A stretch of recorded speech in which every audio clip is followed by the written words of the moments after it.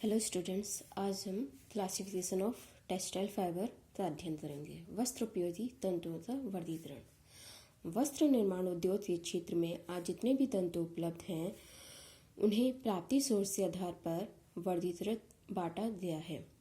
प्राप्ति सोर्स के आधार पर, स्रोत के आधार पर तंतुओं को दो भागों में बांटा गया है। प्राकृतिक तंतु नेचुरल फाइबर, कृत्रिम तंतु आर्टिफिशियल फाइबर।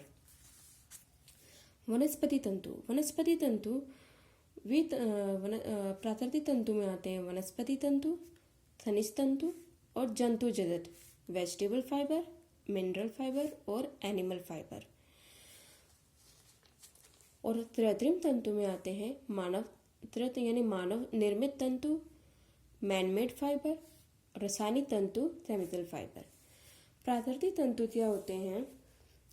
जो तंतु प्रकृति से किसी न किसी वस्तु द्वारा प्राप्त किए जाते हैं उन्हें प्राकृतिक तंतु कहा जाता है। ये तंतु विभिन्न प्रकार के पेड़ पौधों, उनके विभिन्न हिस्से, तने, फूल, पत्तियां, छाल, जानवरों के बाल और खनिज से प्राप्त खनिज तंतु, सोना, चांदी, एस्बेस्टस आदि पाए जाते हैं, प्रकृति में पाए जाते हैं। वनस्पति तंतु तो पुनः स्रोतों के आधार पर बांटा गया है। वनस्पति तंतु क्या होते हैं? वनस्पति तंतु के अंतर्गत वनस्पति वो तंतु हैं जिन्हें पेड़ पौधों से प्राप्त किया जाता है। इन्हें सेलुलोज तंतु भी कहते हैं क्योंकि इन तंतुओं की रचना में मुख्य भाग सेलुलोज का होता है। सेलुलोज कार्बन, हाइड्रोजन, ऑक्सीजन से मिलकर बना एक निश्चित प्रतिशत से मिलकर बना होता है और इसमें कार्बन, हाइड्रोजन और ऑक्सीजन का एक निश्चित प्रतिशत पाया जाता है। वनस्पति तंतु सांद्र अम्लों की क्रिया से शीघ्रता से प्रभावित होते हैं। यानी अगर वनस्पति तंतुओं पर सांद्र अम्ल से रिएक्शन क्रिया करवाई जाए तो वे शीघ्र ही नष्ट हो जाते हैं। और जबकि क्षारीय तत्वों का इन पर कोई प्रभाव नहीं पड़ता है। क्षारीय रसायनों का इन पर वनस्पति तंतु सेलुलोजिक फाइबर पर कोई असर नहीं पड़ता है। मुलायम व आरामदायक वस्त्र सेलुलोज से ही बनाए जाते हैं, परंतु इन वस्त्र में एक कमी होती है कि इनमें सलवटें जल्दी पड़ जाती हैं।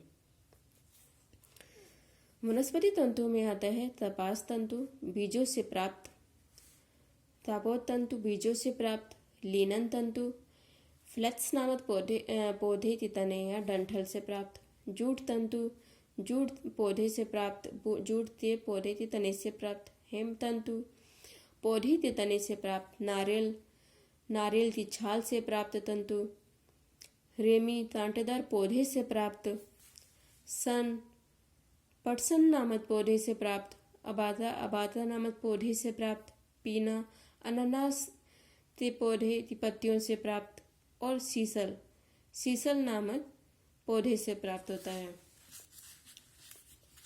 कपास तंतु जो होता है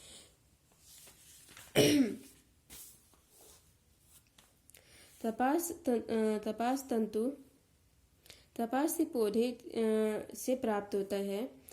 कपास के पौधे के जब फूल झड़ जाते हैं तब बीज निकलते हैं और इन बीजों के चारों ओर तंतु चिपका रहता है जो समस्त बीज को पूरी तरह से ढक लेता है। इसलिए कपास के तंतु तो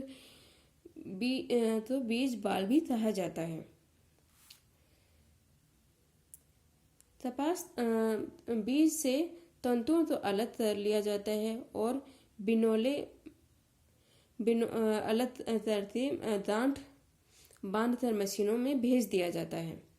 वहाँ रुई तो धुना जाता है और छोटे बड़े तंतु अलग करके उनकी पूनियाँ बना ली जाती हैं।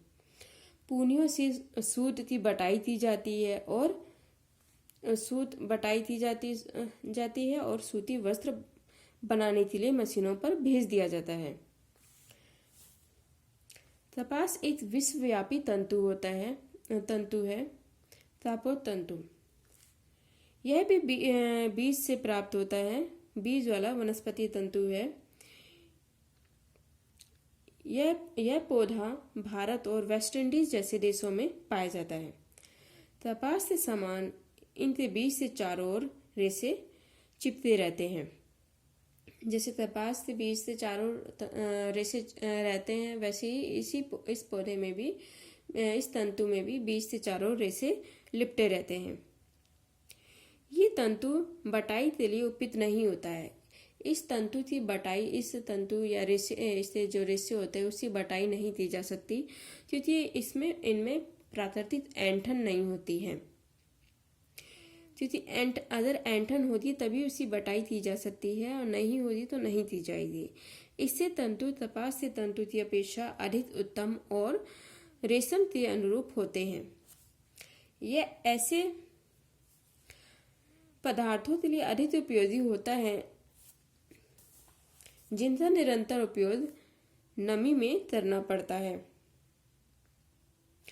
क्योंकि ये गीला होने पर शीघ्रता से सूख जाता है तथा नमी अवरोधित होता है। इसका प्राकृतिक रंग पीला होता है। यह जीवन रक्षा पेटी और चटाई आदि बनाने में उपयोगी होता है। नेक्स्ट आता है लिनन तंतु। यह फ्लेक्स नामक पौधे के तने या डंठल से प्राप्त होता है। फ्लेक्स पौधे की लंबाई 40 से 60 फीट तक होती है। इसे फ्लेक्स तंतु या तने से प्राप्त तंतु भी कहते हैं। ये शीतोष्ण जलवायु तथा नमी युक्त स्थानों पर उत्पन्न होता है। इससे फूल नीले व पीले रंग के होते हैं। फ्लेक्स के तने से तंतु प्राप्त करने के लिए पौधे के तने या डंठल को कई दिनों तक पानी में रखा जाता है। ऐसा करने से तने के ऊपर जो छाल होती है वो उतर जाती है, और छाल स्वयं ही पृथक हो जाती है, और छाल से उतरने के बाद उसके अंदर तंतु जो होता है वो पेक्टिन, मोम व अन्य दोनों पदार्थों के कारण आपस में चिपका रहता है। अनेक रासायनिक प्रक्रियाओं द्वारा तंतुओं की सफाई कर उनको वस्त्र निर्माण उपयोगी बनाया जाता है। इसी कारण इसमें अधिक श्रम व समय लगता है, और वस्त्र भी महंगे होते हैं। इस तंतु से नए वस्त्र काफी मुलायम और चिकने होते हैं। नेक्स्ट है जूट तंतु। इस तंतु को जूट के पौधे से प्राप्त किया जाता है। कपास के बाद जूट ही ऐसा तंतु है जिसका सर्वाधिक उपयोग वस्त्र निर्माण के क्षेत्र में किया जाता है। इस पौधे के तने की मोटाई मनुष्य की उंगली के बराबर होती है। पौधे की रचना में केवल तना होता है। पौधे के फूल मुरझाने तथा बीज पकने पर तने को जड़ सहित उतार दिया जाता है, और तने को काटने के बाद कई दिनों तक पानी में रखा जाता है। इससे तने को भी पानी में रखा जाता है, जिससे छाल अलग हो जाती है और प्रारंभिक अवस्था में रेशे उलझे हुए रहते हैं। इससे रेशे पीले रंग के तथा रेशम के समान चमकीले होते हैं। छूने पर जूट के रेशे मुलायम और चिकने होते हैं, परंतु जूट के रेशे तड़े होते हैं तथा इसमें लचक की कमी होती है। जूट के तंतुओं में लचक की कमी होती है, फ्लेक्सिबिलिटी नहीं होती है। मुलायम और चिकना बनाने के लिए इन्हें पानी और तेल लगाकर रोलर्स के बीच में रखा जाता है। इन्हें मुलायम और चिकना बनाने के लिए पानी और तेल लगाकर रोलर्स के बीच रखा जाता है, जब तक ये आवश्यकता अनुसार मुलायम तथा चिकने न बन जाए। बांग्लादेश जूट उत्पादन का सर्वश्रेष्ठ उत्पादक है। बांग्लादेश में जूट का उत्पादन सबसे ज़्यादा होता है। इससे बाद भारत का नंबर आता है। मतलब पहले नंबर पर बांग्लादेश है और दूसरे नंबर पर भारत है। जूट का उत्पादन गर्म और नरम वातावरण युक्त स्थान पर किया जाता है। यह तंतु सन तथा हेम की अपेक्षा कमजोर होता है। उत्तम प्रकार की रेशे से दलीचे, दरियां, बोरे, अन्य हस्तकला का सामान बनाया जाता है।